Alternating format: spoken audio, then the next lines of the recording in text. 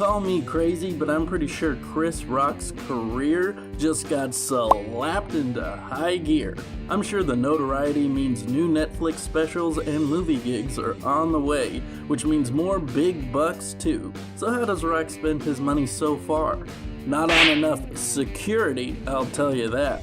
Chris Rock has had a long and varied career that has taken him through Saturday Night Live, a massively successful stand-up career, a not so successful film career, a much more successful voice acting career, a dramatic turn for television, and some shockingly dangerous hosting gigs. So how much has this netted him in cold hard cash? Well, that's kind of hard to tell right now. You see, while he could have easily been worth hundreds of millions, his high-profile divorce in 2016 is reported to have severely hurt his bank account. Right now, it's been estimated that he's probably worth around $60 million. He's already hinted, though, that he's working on a routine about what happened between him and Will Smith at the Oscars, so I imagine that inevitable Netflix hit will net him at least a few more million. So what do you do when you're a big Hollywood star and one of the most beloved stand-up comics of all time? Well, you buy yourself a fancy property. Well, actually, you buy yourself several fancy properties. Before we get to that, though, we've got to look at Rock's humble beginnings. Let's look at the house that started it all. Rock's childhood home was a fairly nice place in Brooklyn. I doubt much of the home he had in the 70s and 80s still exists today. It looks like it's been heavily renovated with beautiful natural wood floors, nice bathrooms, and several spacious bedrooms. I mean, spacious by New York standards. Overall, it has 4 bedrooms, 3 bathrooms, with 1 half bath, all stretched over 2,700 square feet. Buying the house would probably cost around $1,090,000 today. To rent the property, though, apparently it goes around $3,449 a month. Of course, the life Rock lived in the home led to the inspiration for the hit show Everybody Hates Chris, so I'd say whatever his parents originally paid for itself a dozen times over. I've seen a lot of homes stars have bought when they first hit big, but few are as classy as Chris Rock's. Back in the 90s, Rock called a Clinton Hill carriage house in Brooklyn home. It's a breathtakingly beautiful place with a classic design. It's got rich stonework, a gorgeous roof, and a timeless style that's well worth the millions he surely paid for it. The interior is gorgeous as well.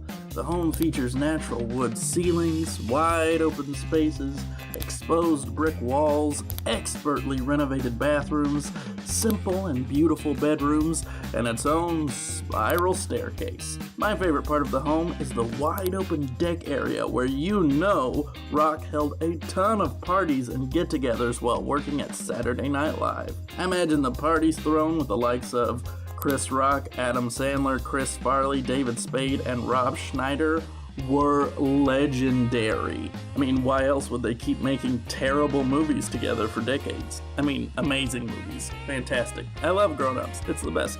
Eventually, Rock moved on, but he held the property for quite a while. Instead of using it as a second or third home, Rock tried his hand at being a landlord instead. He rented the place out to tenants for a solid $8,000 a month.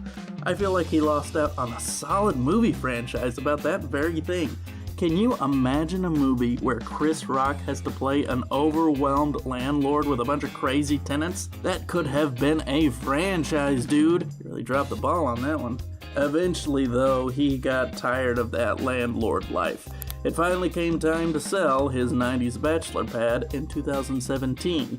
He managed to list the place for $3.85 million, and that's pretty close to what he got. This is chump change compared to some of the houses in his next neighborhood. When it came time for Rock to move on, he landed in one of New Jersey's most famously decadent suburbs.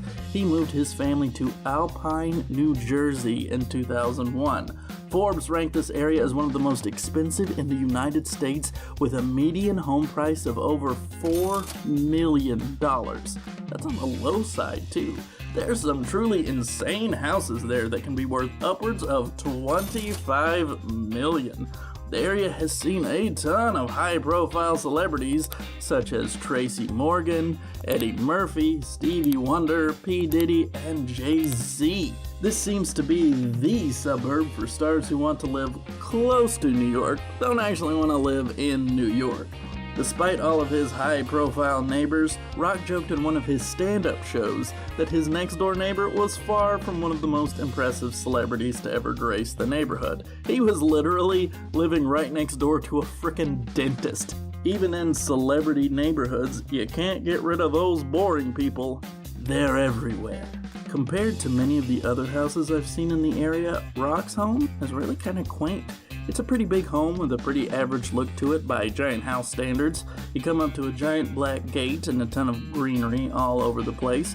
The Rock family keeps it pretty private, so there are no pics of the interior. Still, we do know quite a bit about it. The home features 6 bedrooms, a wraparound driveway, an in-ground swimming pool, and even multiple kitchens. Funnily enough, it also has been confirmed that Rock's family even has 7 fireplaces, because 6 clearly wouldn't be nearly enough. Rumor has it that Rock's home has its own fully stocked arcade area.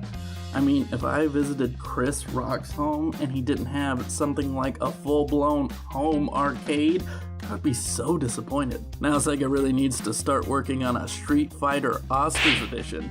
You know, that one would sell. It'd be too soon to send him a free copy. Of the features we do know he enjoys, the pool area is supposed to be pretty special for Rock.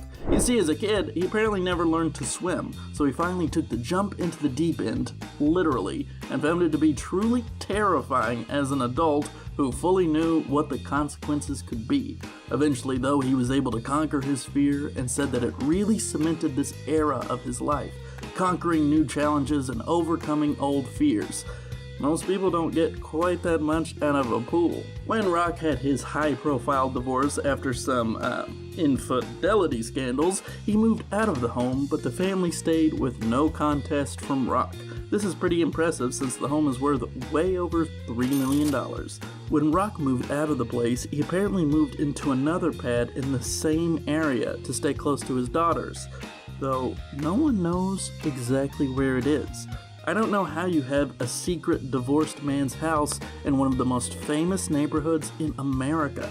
Knowing this area, even like a small place he'd take just to be able to visit his kids, would cost him at least a few million. Maybe the secret home is deep underground or something like the Batcave. That wouldn't be the most ridiculous home I've seen a celebrity buy. Cough, Drake Manor, cough, cough. Like many celebrities in Hollywood, Chris Rock has a real passion for sneakers. He doesn't exactly have a collection like DJ Khaled does, though who does, honestly? But he has often been seen sporting some of the nicest kicks around. Funnily enough, when he was a kid, Rock said his parents would debate buying him a pair of Pumas that were only worth like $30. Like, those were expensive. That's funny now, considering the fact that vintage Pumas from the 80s can go for like hundreds today. Now he delights in being able to throw hundreds down on any shoes he wants for himself, going above and beyond what Everybody Hates Chris era Rock's dreams were made of. Chris is a big fan of Yeezys. In fact, he appeared on Sneaker Shopping, where he showed off just how deep his passion goes. On the show, he revealed that his all-time favorite hip-hop album is Ye's My Beautiful Dark Twisted Fantasy. His love for Ye's sneaker line makes a lot of sense. Then we got to watch him peruse over rows and rows of Yeezy with a combination of the childlike glee of a kid in a candy store and the deep concentration of an art connoisseur picking out a new painting. For someone like Rock, these shoes are much more than footwear, but works of art. Shopping with Rock includes several distinct stages. One, he says that every time you go shoe shopping, you should buy one pair that is outside your comfort zone. This time for Rock, he said he was in the market for Adidas Yeezy Cream 700 V2s. These can go on the low end for a little over $200, but can reach prices up to $500.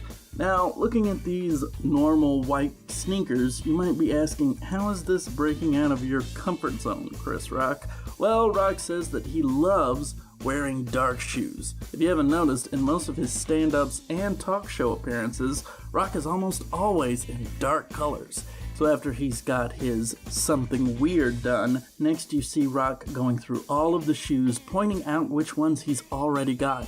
Turns out, that's quite a lot of Yeezys. Is there a bigger flex than that, really? The next stage is him picking out shoes and trying them on, having fun like an 80s montage. And then he asks for size 10.5s. If you don't have them in his size, prepare to get roasted. He is Chris Rock after all. He ended up picking up a bunch of Yeezys along with a purple and yellow pair of Kobe 7 Yin and Yangs, which can go for over $200. Though they can go for even more, like $1,300 if you buy some worn on the court by the man himself. Finally, we get to the final stage. Time to pay. A shopping trip with Chris Rock for sneakers can go for a price tag of $2,000 easy.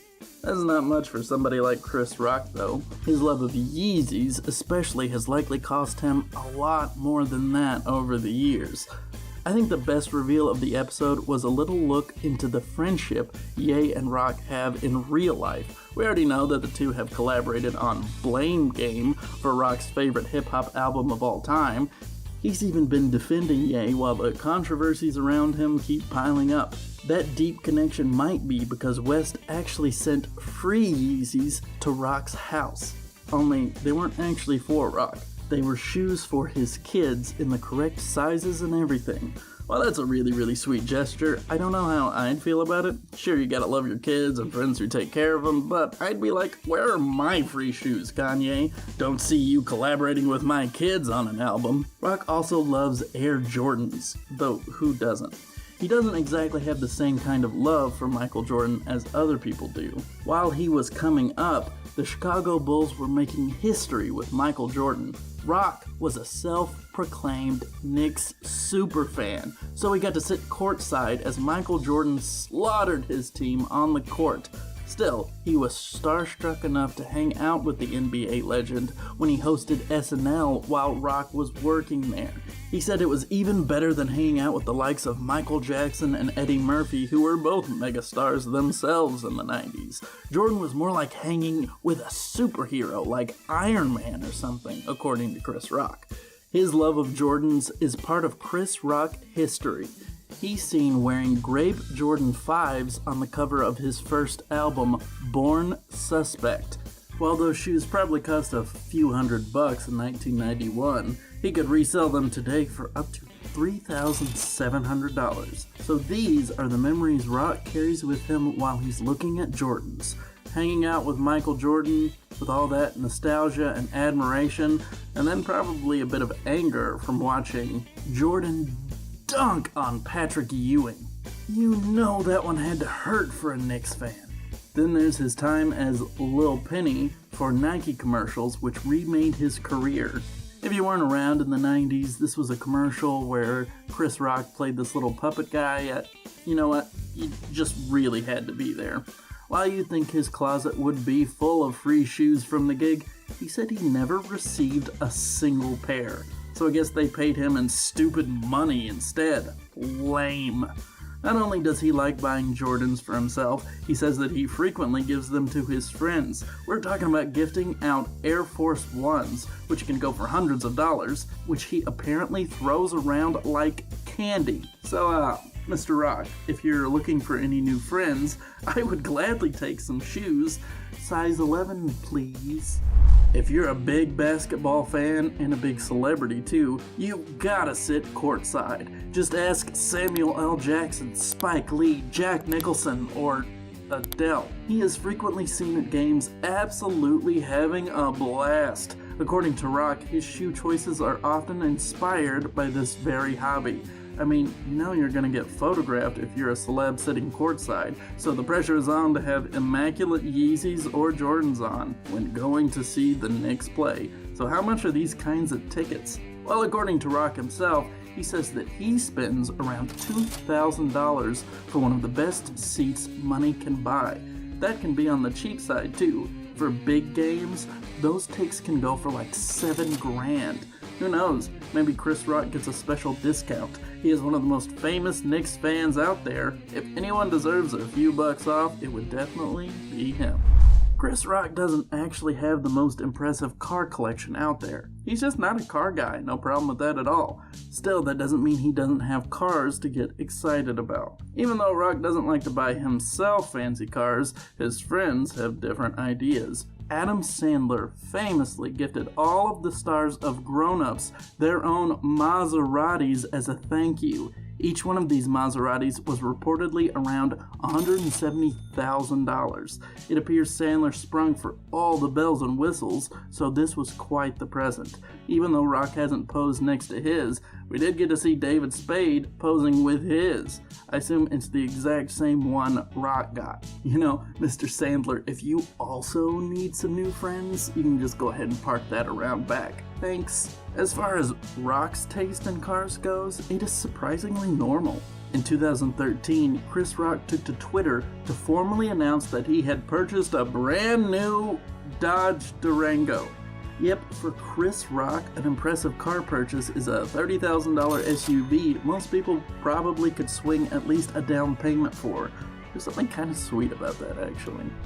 If you can't tell already, it really pays to be Chris Rock's friend. He is well known for giving friends really expensive gifts that most of us would love. Perhaps the most famous story about that kind of thing involves a screenplay and a fast approaching deadline. The story goes that Chris Rock was working on the screenplay for I Think I Love My Wife. Apparently the studio wanted some rewrites, and the stressed out Chris Rock was desperate for any help he could get. So he reached out to a pair of famous funny friends to do a pass on the script and pump it up. That included the beloved funny woman Tina Fey and the ostracized funny man Louis C.K. After the two helped him finish the script up, he paid for their time with a truly extraordinary gift. Well, a gift on top of the $5,000 he owed them for their time as professional writers. They each received their own Rolex Submariners. Both were valued at around $7,000, which was more than he actually paid them. What's even funnier is the inscription. Both had the same thank you note inscribed on the back. Thanks, mother cluckers. I said cluckers, YouTube. I mean, Rock didn't obviously, but I had to go with the daytime TV version for obvious reasons. Honestly though, I saw I Think I Love My Wife in theaters, and I think Rock owes me a Rolex Submariner just for watching it. CK and Faye were not enough help for this one. Netflix paid Chris Rock $40 million for 2 specials. Something tells me they're gonna have to drop at least $60 million for the Will Smith story. They're good for it.